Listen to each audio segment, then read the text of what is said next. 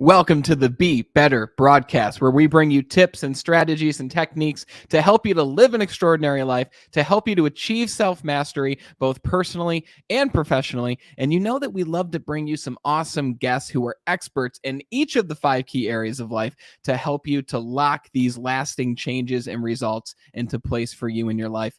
And today we're going to talk about something that we used to talk a lot about. And it's especially important as we wrap up 2021 and we head into 2022 strong, which is goals. We're going to talk about goals. And we're specifically going to talk about a new goal setting philosophy that will break all of the conventional rules that you may have thought you knew about goal setting. Have you ever wondered why 44% of New Year's resolutions are failed before February? Have you ever thought about it? Right? Well, we're going to talk about why that's the case. We're going to talk about a new process that you can follow to actually create goals that will actually change your life and give you a strong direction. And I want to ask you first, before we bring our guest, Alyn Mitlyng, on the show, how did your goals go for this year? What did you achieve that you set out to achieve? What changes arose once you started taking action towards your goals? How did your goals change? What obstacles did you encounter? And what are the top goals and visions you have for this upcoming new year in 2022? But not even just what are your goals for the new year, what will you do now to close out the rest of 2021 strong? We've still got an entire month, and never underestimate what you can accomplish in a month. Now, if you take away any piece of value from this conversation with myself and Alyn Mitlyng, then be sure to share the show with one person who could use that piece of advice. We don't run ads because they're annoying. We don't have sponsorships because they can be annoying. We don't like to interrupt your experience. So simply share the show with one person when we make you smile, laugh, or give you a new perspective. So without further ado, let's talk to our guest today. Her name is Alyn Mitlyng. She is from Denver, Colorado. And Alyn is a dog mom, girlfriend, happiness aficionado, and the authority on goal setting and achievement. She recently published her book, Dirty Goals: Breaking the Conventional Rules to Achieve Your Dreams. Alyn, I'm super excited to talk with you this morning. Thanks for making it happen. Thanks so much for having me on. I'm so happy to be here. I love your show. Thank you. We talked beforehand, and you mentioned that you tuned into a few different episodes. So it's cool that you've watched the show, and it's even cooler to actually have you here on the screen on the show right now, because goal setting is something we got to talk about, right? And you know, a lot of people follow the same goal setting methods that we've used year in, year out. They work for some people, they don't work for a lot of people. But you've got this new book, right? Dirty Goals. So tell me real quick. I love the name, right? And I love the cover, by the way. Everyone, you know, link in the description to go check out Dirty Goals on Amazon. I love the cover. It's clean, but it sticks out, right? You read that Dirty Goals and it's like, what does that even mean? So what does that name even mean? And how did you come across this philosophy? So Dirty Goals really is taking everything we thought we knew about goals and making them work for you, because one method does not work for anybody for anything we do. So forget all of the rules and just start taking action to actually achieve the things you want to achieve. But you don't have to make sure that they fit the criteria that everybody thinks they need to fit. Yeah, absolutely. You know, first of all, most people don't really have clear and concise goals. Like, I used to literally stand in front of rooms of people and say, raise your hand if you have clear goals that are actually written down. And I would get, maybe in a room of 30 people, maybe 2 people would actually raise their hand, especially when they hear the written down part. So I guess we can really go in a ton of different directions with this, but what are these like conventional and ingrained rules that we hear when it comes to setting goals? Like, what are these conventional rules that your philosophy has set out to break? So everybody knows what SMART goals are, right? They're used in corporations, and it makes sense. When you're talking about getting a team of people together, you need clear and concise metrics that you need to work toward. And it's really the only way to get a team on the same page working toward a common goal. But take, for instance, my experience with writing a book. I had never written a book before. So now I have this goal of writing a book, but am I going to stop working toward it because I don't have metrics? I had no idea how long it would take to write a book. I had no idea what the publishing process was. I literally knew nothing about writing a book. And I just started working toward it. Like, I set daily goals. My daily goals were to work toward this for, say, 30 minutes a day.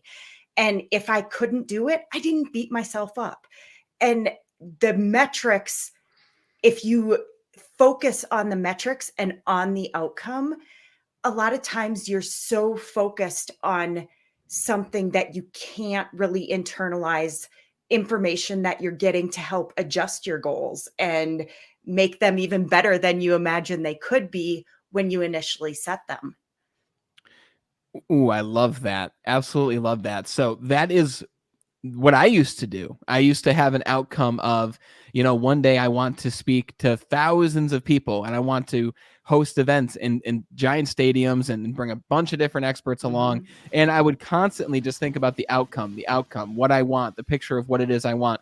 And then year after year, though, especially at the very, very beginning, I'd be in the same exact place as when I first said that I wanted to achieve that goal. Thinking about the outcome didn't actually help me make progress. So what is it then, instead of just the outcome? Like, as an example, let's say someone's goal is I want to eliminate $5,000 of debt, or their outcome is I want to release, 30 pounds of weight from my body by this date.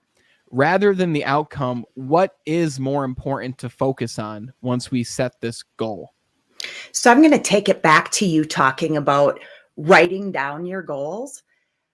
I So a lot of people think that writing down your goals helps you to get to the outcome. Where dirty goals, what we do is we write down what we think our goal is. What do we want to achieve? And then following that information, you continue to write down your thoughts. And as you write down your thoughts, you grow that goal and the goal changes and it adjusts. And it's really a awesome process to write down your thoughts because it really helps things mushroom and make things come to life that you never even would have focused on previously. So I love the idea of writing goals down, but I love even more the idea of writing down the thoughts that help those goals grow and then rewriting your goals every week. You take those thoughts and you integrate them into what your goal was last week. And then you rewrite the goal to fit what changes have come to you through your thoughts and through documentation. Interesting. It's like a very simple way to evaluate the progress that you're making towards that goal. Because especially me, I knew, especially right at the very beginning for me, when I was working to release weight, I had over $20,000 in debt that I had to eliminate. I would write the goal down, but then I wouldn't revisit the goal for a few months. Mhm. And we could talk about this after, but even with New Year's resolutions, people are so motivated, like the 29th, 30th, and 31st of December, and then they write it down in January, but by the next month 40% stop going after the goal. Would you say that is the reason that people drop off of their New Year's resolutions, or is there another reason that you suspect it to be based on your work creating this new philosophy? So my theory with New Year's goals, there are New Year's resolutions. They're so cliche, right? And we set goals based on like there's the common goals: debt, getting healthy, exercising, eating better, all of those things that people tend to focus on, but you're not really internalizing and figuring out what works for you and what you are truly motivated to work toward. The other thing that I really think okay, so you join a gym or you get a program, say Beachbody or something like that. You get a program and you go all in for this goal and you don't also consider everything else that you have going on in your life. And all of a sudden, one thing comes in and interrupts what you're doing. And then you get off track and you don't have a plan to move beyond those challenges. But I think that really learning to modify and figure out how you can integrate something into your day on a daily basis. So for me, honestly, my first 20 years, maybe not quite 20 years, 18 years of I exercise nearly every day. But the first 18 years was literally 10 minutes a day. Mm. Now that I'm getting older, I need to exercise a little bit longer. So I do a different program. But honestly, I look pretty much the same. I've always been in shape. You don't have to do a full program, you don't have to go all out for your goals. You can do little things that will impact your life in a huge way. So when you set New Year's resolutions, make them realistic. Don't think you're going to conquer and attack your goals and make these huge changes in the first month. And when nothing happens, you just give up completely. If your goal is to get in shape, I promise you, if you do 20 push-ups and 20 squats every day, it's doable and you will see a difference. I promise. So, Wow. You know, yeah. what I love most about everything that you're saying right now is, yes, having the outcome is important, but that's like 10% of the equation, right? What Mm-hmm. you're saying is similar to even a quote that I've heard from Tony Robbins, which is never leave the scene of creating a goal without taking any action. Like as soon Mm-hmm. as you create a goal in your mind of what you want to achieve, ask yourself the 90% that is more important, which is what is one thing, one, like you said, little step or little habit that I can incorporate into my daily routine that will help me to make even a 0.5% difference moving towards this goal. Like that was you working out for 10 Mm-hmm. minutes a day for 18 years. Even just for everyone who knows, this is, a live show right now at 9 a.m. Eastern, but Alyn is literally at 7 a.m. where she is. And Mm-hmm. I said, wow, thanks so much for making the time to be here. And she's like, no worries. I've already worked out. I'm already ready for my day. And number one, by the way, speaking of fitness, if you can't tell how full of energy she is right now at 7 a.m., like direct correlation there, right? Fitness in the morning Mm-hmm. compared to energy.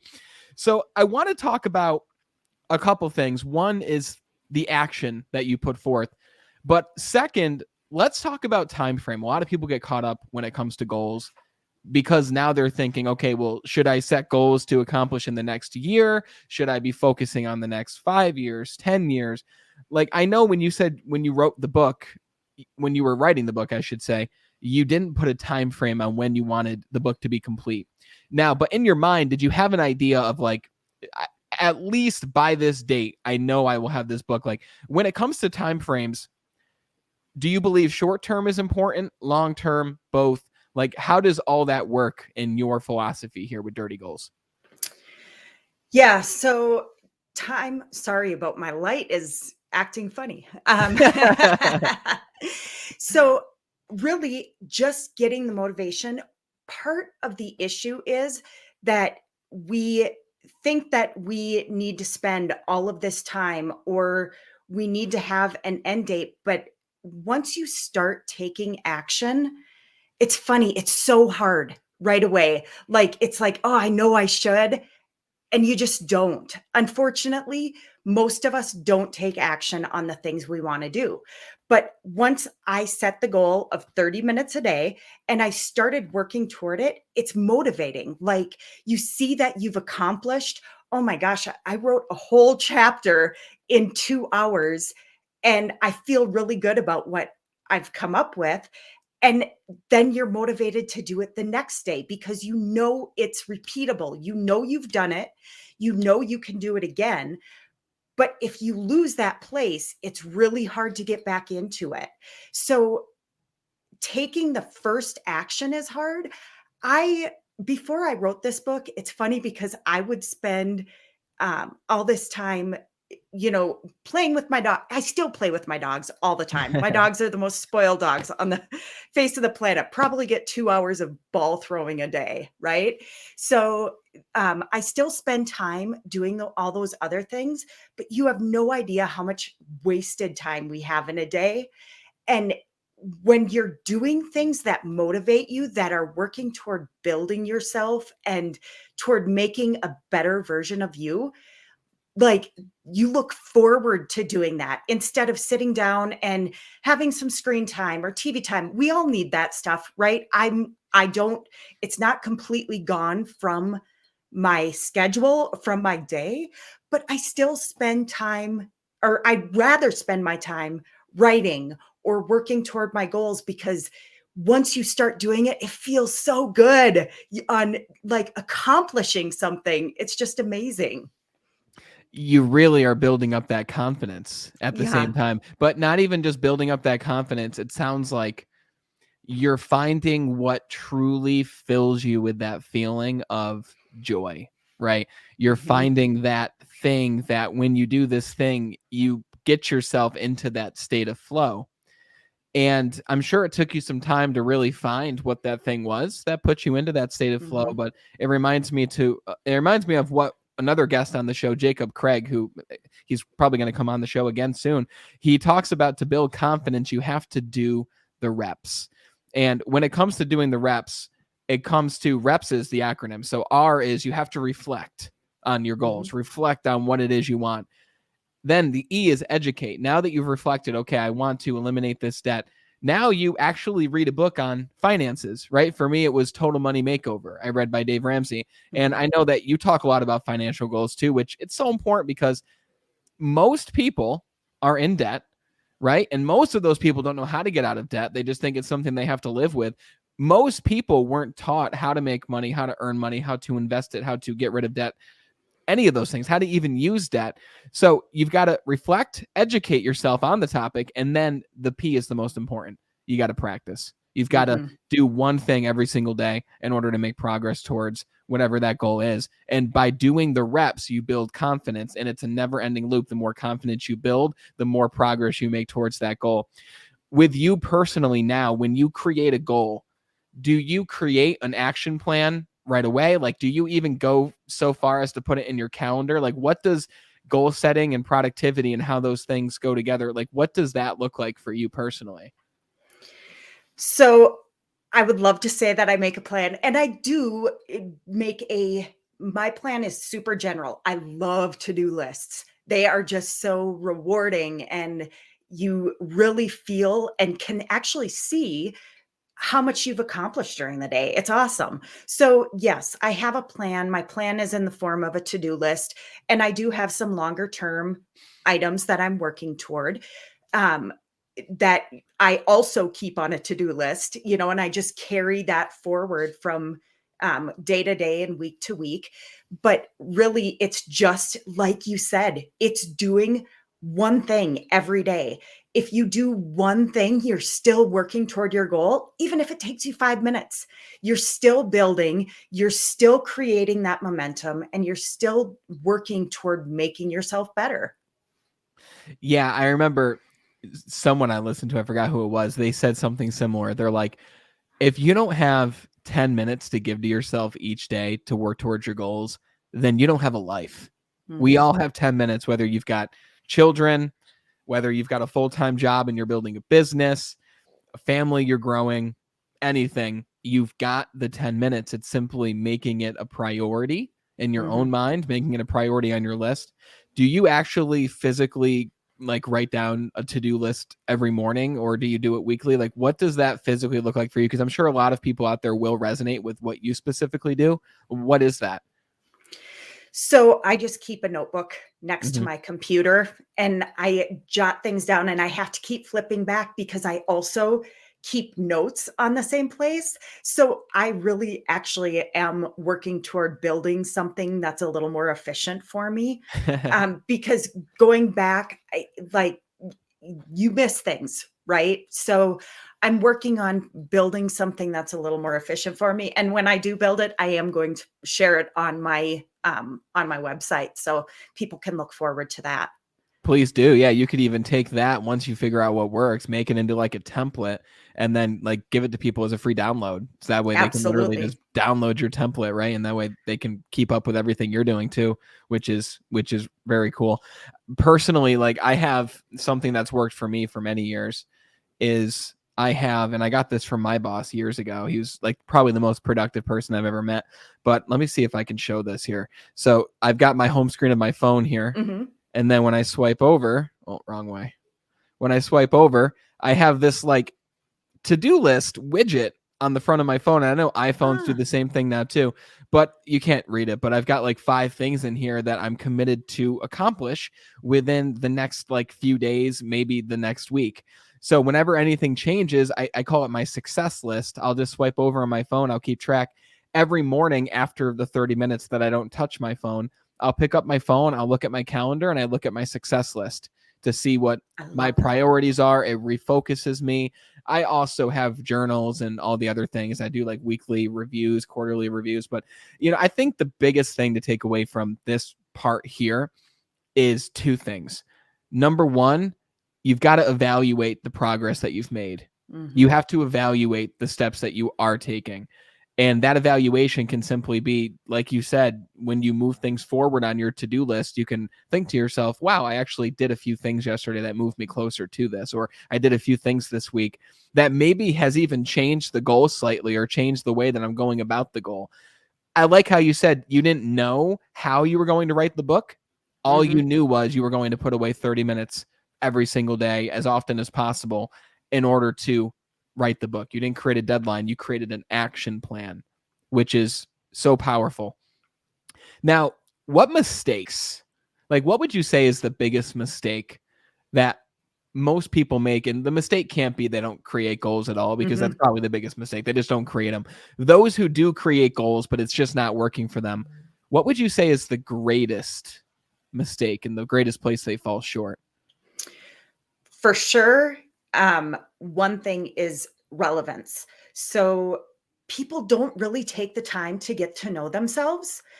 And that's one thing that really writing my thoughts down and helping my goals grow, that's something I actually identified in myself.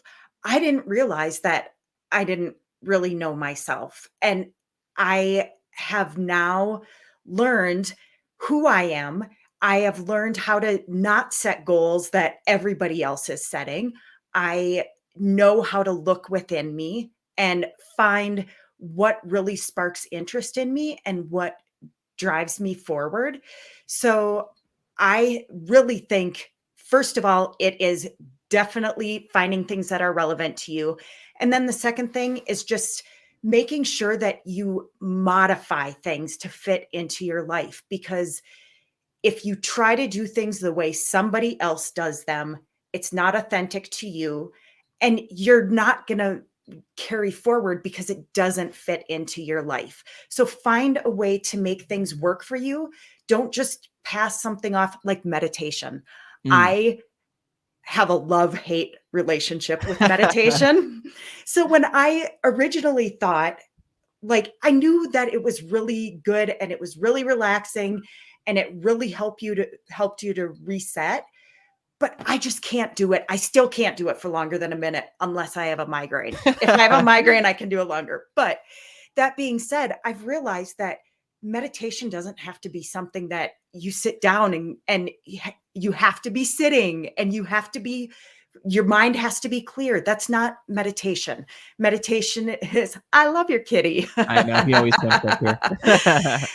Meditation is something that you do for you and you make it work for you. For me, it is a deep breath, and it is being able to feel my body, feel it melt into whatever surface I'm on, and it literally takes me 30 seconds and it totally changes how I might be feeling at that moment to a more relaxed, focused state. Oh, I love that. People hear meditation and they literally just think of what you said. They think of the person like in the Indian style, sitting on the floor, just chanting a mantra. And while that is a form of meditation, there's a lot of ways you can do it. Like, I'm not the type personally. I tried it for a couple months, actually, transcendental meditation, where you do just that twice a day, which was crazy to me to think about that, but twice a day for 20 minutes each session. So 40 minutes a day total. My cat's just getting right up in the camera right now. Loves me too. Yeah, I can see that. He doesn't really jump up for many Yeah. people, so he must like something we're talking about here. You would sit for 20 minutes every session, and I was like, this is just, number one, too much time I'm spending on this. I did feel really good, by the way, but I felt just as good when I walk outside and just enjoy nature and look around and not have my earbuds in and listen to the sounds of even the wind. And I walk by this nature trail, this canal, like every day, and there's just ducks in there, and I watch them, they're cleaning and they're playing with each other and they're flying around. And it's just the simple, small things that we lose touch of as human beings that now have access to this thing that we hold in our hands all day looking through social media. We lose touch of simply being conscious and aware of our own thoughts and of our own mind. When would you say you began to really know yourself, in terms of maybe even like, how old were you? Like, was there an event that caused you to say, wow, this really is who I am? Like, how did you come across knowing yourself? So I read and started to implement the Miracle Morning, which was a great practice. I have adjusted to make my own morning routine, because, right, everything needs to be personal to us. If we're not doing things that are personal to us, then we're really not going to grow and learn ourselves. But that really was the identifying factor for me to realize that I didn't have goals, and then to figure out what my goals were. So really implementing practices. Like, if you've ever wanted to do something like visualization or journaling, or because those are the two that kind of adjusted my life, but any sort of, reading in the morning, reading things that will help you grow as a person, whatever that thing is that you've been wanting to do, that's where I suggest you start. Like, do these things that interest you, that you think will help tackle something in yourself, and you'll learn more about you.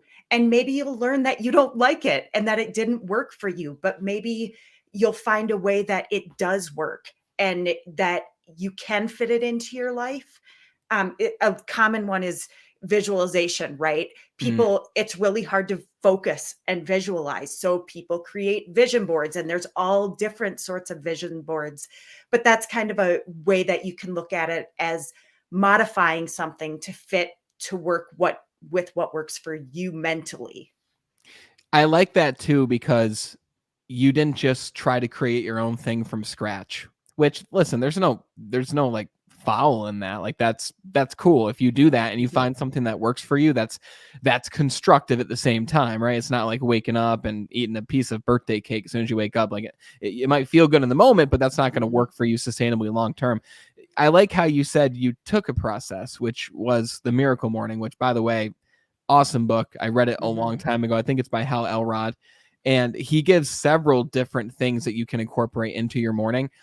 But I also adjusted that and made it my own thing. And now it's very different from what I learned there, but I didn't try to reinvent the wheel. Success leaves clues. So take what works, incorporate that, see how that works.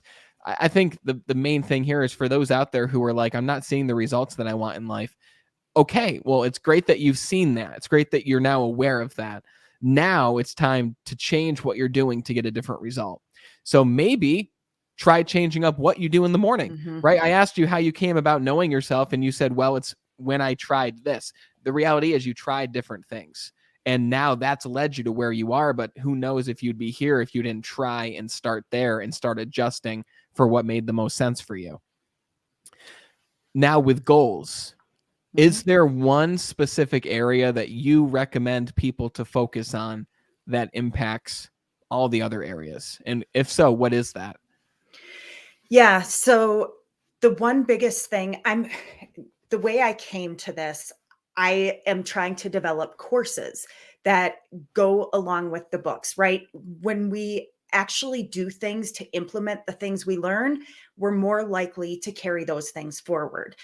So I started to design a course for Dirty Goals to help people figure out their goals. And I still do plan to create that course. However, as I was moving forward with that, plus writing my next book, I realized that people really can't focus on anything else in their lives if their financial house is not in order. It is such a mind stealing thing to have all of these issues with money. And it's not necessarily, of course, debt weighs down on us so much, but even our spending habits, like, they talk about inflation. And I just saw an article that said, even with the 6.5% inflation we've experienced over the last year, nobody is stopping spending money. Like, Mm. their money is being spent at phenomenal rates. And I think for some reason, every time we've come to recognize, oh, I need this, what can I buy to solve this issue? When really all you're doing on top of it is adding clutter to your home, clutter to your life, more things you have to maintain. And it's really become this cycle of a problem that we really don't understand the effect it's having on us. So really, that's where I've come around to realize that people really need help with their spending habits and with eliminating debt. Now, I know I'm not going to be very popular for saying this because people are like, right, budget, budget, budget. I love Dave Ramsey. Like, he motivated me when I was very young to pay attention to my finances and to Mm. get rid of my debt. And thank God at the time I didn't have a ton of debt. But my so I took his from a very young age. I took that and used it to motivate me to save money and to not have debt. But I have never, ever, ever implemented a budget Same. because they are so like God, aren't they just heavy? They don't They're just feel vanilla. good. Yeah. Yeah. Like, all it does is tell you how you're limited. And Yes. that's not the mindset I want to have. And I know that people think that that's the way to do it, but that doesn't work for everybody. I'm sorry. So find your way to get motivated and get rid of your debt because it will change your life. Oh man, everyone, if you're looking to improve financially, rewind 3 minutes and re-listen to that again and again. And like, okay, so I come from the world of sales. Mhm. And sales, it's always been easier for me because if I needed more money, I would just earn more money, right? I would make extra phone calls, get more customers in front of me. I would reach out to my past clients. I would make more things happen because you can determine your own income in sales. And, honestly, I recommend sales to every single person. There's sales in every single industry out there. Find an industry you love that you can get behind, that you can believe in the product, and do that so you can determine your own income. One thing that significantly helped me financially is I never had a budget because I hate that word. And I know it's like half and half. There's some people out there who are like, I need a budget. If I don't have one, then it's not going to work for me. I'm going to, go broke, go into debt. And you know what? For that person, what works for you. For Mhm. me, I just don't stick to the budget. What I do is I make it even simpler. I just pay myself first. Every single month, I have 20% of my income just go into my account, which then gets divvied up into different investments. But I don't even have to manually move that money into a separate account. I don't even notice it missing. Mhm. And people are probably thinking, like, how do you not notice 20% missing?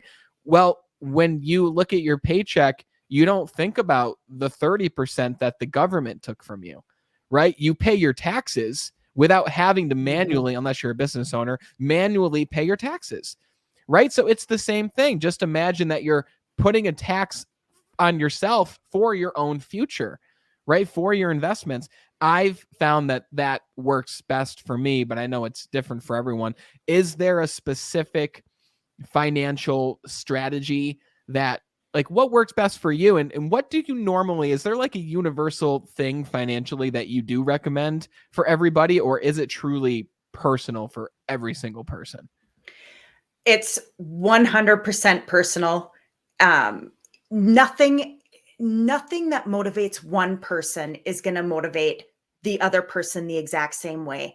We all have to find our aha moments and what works for us. I promise you, if you're in debt and you're just out there spending money, that's not working for you. You might think it is, but it is absolutely not working for you. So you need to stop doing that immediately.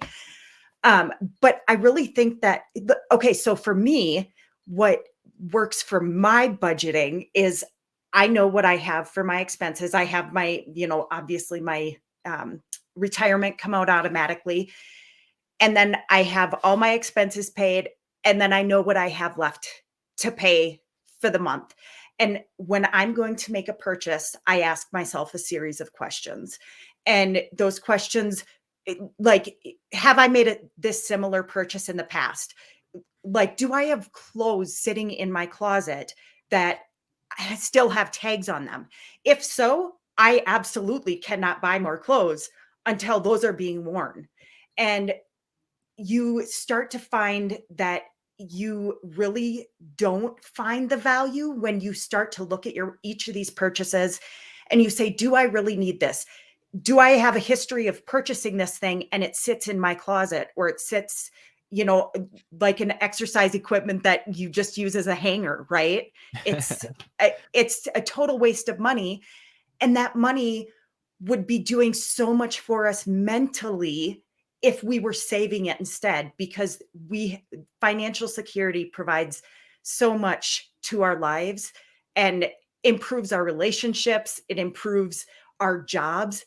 Do you know, it's crazy. They say that people who are in debt waste 20 hours of work a month at their jobs because dealing with their problems in debt. Wow. Yeah, it's an amazing number. I believe it, though. I believe Me it. too.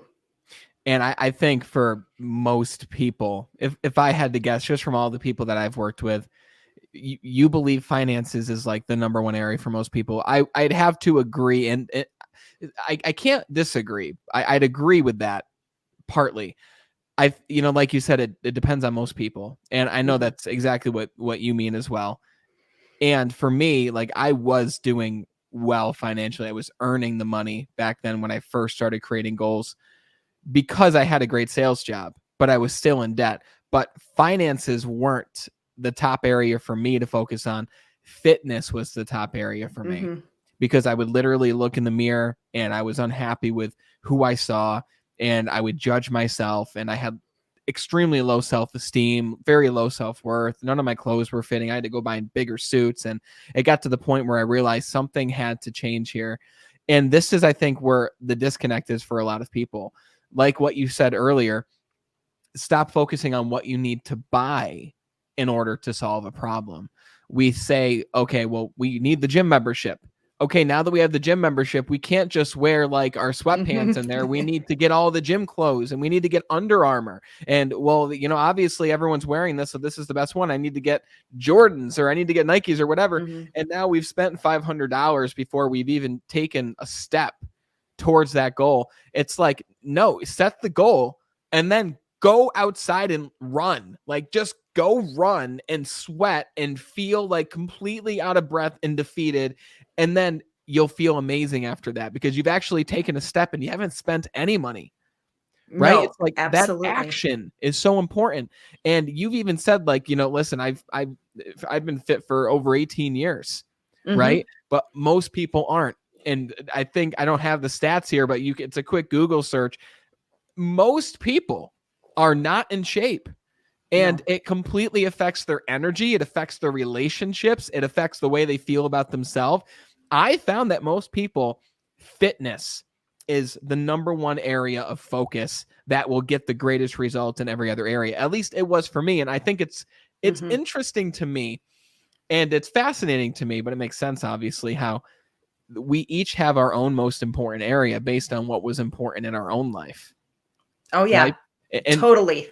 and I think the point and the best practice is really take a gauge on what area of your life right now is the area that's pulling down all the other areas. If you are in a relationship that just is not working for you and you've been trying over and over to get this relationship to work and it's just toxic, and there's many variables, you have to make sure that it's not you who's causing the toxicity. It's hard to really gauge that, but maybe that relationship is the number one thing you need to focus on right now, either strengthening that or completely eliminating it. Maybe if it's you have a complete lack of spirituality, you're not incorporating any morning routine, you're not incorporating any gratitude or meditation or religion or anything, maybe you should take a focus on spirituality, a bigger connectedness to self. Or maybe it is financial or physical. You have to ask yourself, what is the one area that's going to rise all of the tides in my life? Absolutely. I would completely agree with that. And then you got to set dirty goals. Exactly. Just get moving. You got to just know what you want, choose the outcome, and then just start. I love how you say one thing every single day that will help you to make forward momentum towards it. Action is the most powerful thing. So when everyone's out there setting resolutions this year, take action. Right after you write it down, as you're done, like watching the game or whatever you're doing, like do something that will actually help you to make progress, because you'll do it and you'll be like, wow, if I can do this in one day, what could I do in a week? What could I do in a month? And I'm curious, Alyn, I know that you're working on courses right now. So what's next for you? What are some of your dirty goals right now? And what can we look forward to moving into the future? Yeah, I'm working on the courses to match my book. Also working on this other course for finances. It was eye-opening. I never meant to go into courses, but when I released Dirty Goals, I got a lot of messages from other people saying that I had impacted their life. One girl reached out, said because, and this was where it kind of started from, was that because of me, she had made some major changes in her finances. She's not completely out of debt, but she's very comfortable with where she's at, and she pays her debt down every single month.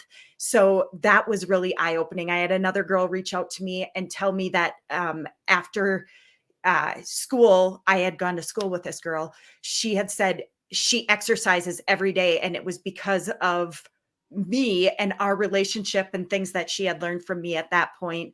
Another girl reached out and about her relationship. I had helped her to look at that in a different way. So that's when I just decided that, maybe I love, it feels so good. It feels so good when you know that you've helped somebody. So that's when I decided the courses were, I love my job. I have a job that is my absolute dream job. So it's never anything I want to leave. But that being said, I still want to do whatever I can to help people. And that's where I went to. I know that you're a life coach, and that's where I went to courses as opposed to life coach, because I need to be able to do this to help people in my spare time. During the work week, my 100%, my focus has to be on my job. I'm busy there, and it requires a lot of my attention.